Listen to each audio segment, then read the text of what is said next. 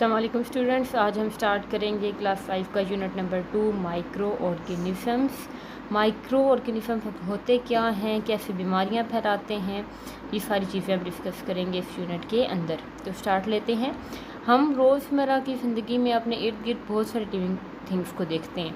उनमें प्लांट्स भी आ जाते हैं, एनिमल्स भी आ जाते हैं, लेकिन इसके अलावा कुछ ऐसे भी लिविंग ऑर्गेनिज़म्स हमारे इर्द गिर्द मौजूद हैं, कुछ ऐसे जानदार हैं जो हमें हमारी आम आँख मीन नेकेड आई होता है, आम आँख से नज़र नहीं आते। उनको कहा जाता है micro organism. Micro mean small and organism mean living things. तो ये दो वर्ड से मिलके बना है।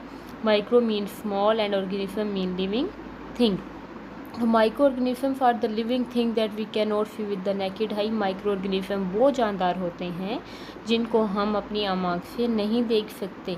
They can only be seen. तो हम उनको देखने के लिए क्या इस्तेमाल करते हैं? Microscope. Micro mean small and scope mean to look.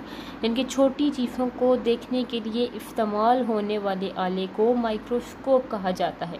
इसमें क्या किया जाता है कि छोटी सी चीज़ को बहुत बड़ा और बहुत क्लियर करके देखा जा सकता है। माइक्रो ऑर्गेनिज़म जो है वो सिंगल सेल भी हो सकते हैं, जिनके अंदर एक सेल भी हो सकता है और बहुत सारे सेल भी हो सकते हैं, और ये हर जगह पाए जाते हैं। हवा में, मिट्टी में, धूल, डस्ट, फूड, हर जगह पे पाए जाते हैं माइक्रो ऑर्गेनिज़म। यानी कि छोटे छोटे जानदार जो हमें हमारी आम आँख से नज़र नहीं आते, और उनको देखने के लिए हमें माइक्रोस्कोप का इस्तेमाल करना पड़ता है। माइक्रो ऑर्गेनिज़म के मेन कुछ ग्रुप्स होते हैं कि उनको देखा कैसे कैसे जा सकता है। वो होते कौन कौन से हैं? Virus, bacteria and fungi. अब ये देख लें तो तीन इनकी जो है वो शेप की वजह से, इनकी साख्त कैसी है, नज़र कैसे आते हैं माइक्रोस्कोप में, इनका स्ट्रक्चर और इनकी फीडिंग हैबिट, ये कैसे कैसे खून चूसते हैं, किस किस जगह पे पाए जाते हैं, इनकी खुराक कैसी है, इन तीनों चीज़ों को मद्देनज़र रखते हुए इनके तीन ग्रुप बनाए गए हैं। पहला वायरस।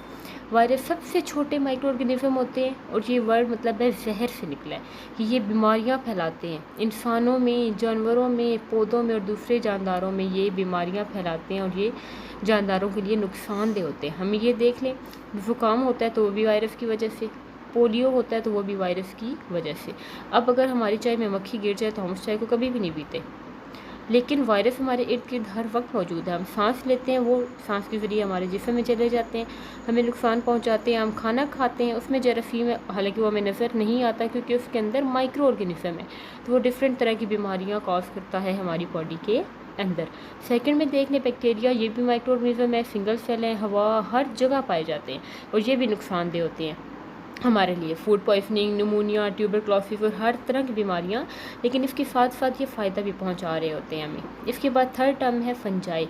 फंजाई अपनी फूड खुद प्रिपेयर नहीं कर सकते।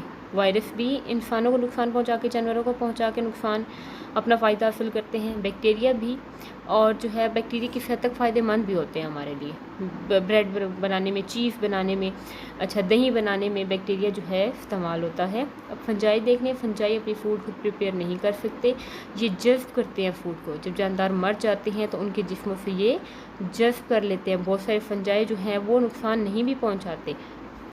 इसके अलावा हम देखते हैं कि कुछ जो है वो फंजाई नुकसान पहुंचाते भी हैं। माइक्रोस्कोपिक फंजाई इंसानों और जानवरों दोनों को नुकसान पहुंचा सकते हैं, ये छोटे छोटे से जानदार। इसके अलावा जो है, अब हम इसके आगे देखते हैं कि इनके कुछ फ़ायदे भी होते हैं और कुछ नुकसान भी।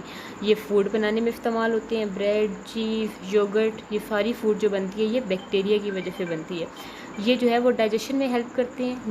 निज़ाम जो है हमारी खुराक को हज़म करने में बैक्टीरिया हेल्प करता है, और डिफरेंट टाइप की दवाइयाँ बनाने में। Anti mean against, biotic mean micro organism. अगर कोई भी माइक्रो ऑर्गेनिज़म हमें बीमारी दे रहा है या किसी किस्म की बीमारी लगा रहा है, तो उसके अगेंस्ट हम जितनी भी दवाइयाँ, जितनी भी मेडिसिन लेते हैं उन्हें एंटीबायोटिक्स कहा जाता है। और वो क्या करते हैं? बैक्टीरिया की ग्रोथ को रोक देते हैं और या उसको कंट्रोल कर देते हैं, और हम जल्द से जल्द ठीक हो जाते हैं। तो वो दवाइयाँ भी बनती हैं बैक्टीरिया की वजह से, ये डिफरेंट टाइप के माइक्रो ऑर्गेनिज़म को इस्तेमाल करते हुए। अब यहाँ पे देखें तो पहली जो एंटीबायोटिक थी वो पेनिसिलिन थी, जो पेनिसिलियम यानी कि फंजाई से निकली थी। इसके अलावा जो बैक्टीरिया, या हम बात करें फंजाई की, तो ऐसे डिकम्पोजर भी बात करते हैं। डिकम्पोज मतलब कि तोड़ फोड़ कर देना। जब पत्ते ज़मीन पे गिर जाते हैं तो वो खाद बन जाते हैं कुछ दिनों बाद। उनको फंजाई और बैक्टीरिया छोटे छोटे पीसेस में तोड़ देते हैं और ज़मीन के अंदर मिक्स हो जाते हैं, पौधे दोबारा इस्तेमाल करते हैं। और अगर कोई जानदार मर जाता है तो उसका जिस्म कुछ दिनों बाद गल फट जाता है। तो वो क्यों गल फट जाता है? यही फंजाई और बैक्टीरिया मिलकर उसको ख़त्म कर देते हैं उसको इन्वायरमेंट से, वरना तो हमारा सारा माहौल गंदा हो जाए अगर वो ऐसे ही पड़े रहें। तो ये कुदरत का कानून है कि ये जो जानदार हैं ये इनको माइक्रो ऑर्गेनिज्म बेसिकली उनको डिकम्पोज कर देते हैं। और इसी तरह जो ये मटेरियल का सारा सिस्टम है ये लिविंग और नॉन लिविंग एनवायरनमेंट के बीच में घूमता रहता है। अब इनके कुछ नुकसान भी होंगे, सारी बात है। तो ये क्या करता है हमारे पास? फूड पॉइजनिंग, इंसानों को बीमार कर देना। फंजाई को डिजीज कॉज करता है। Athlete foot, ringworm in human, rust, smut और फूड को ख़राब कर देना। जितना हम खाना रखा होता है माइक्रो ऑर्गेनिज्म उनको ख़राब कर देते हैं। हमारा दूध फट जाता है जो वो बैक्टीरिया की वजह से फट जाता है।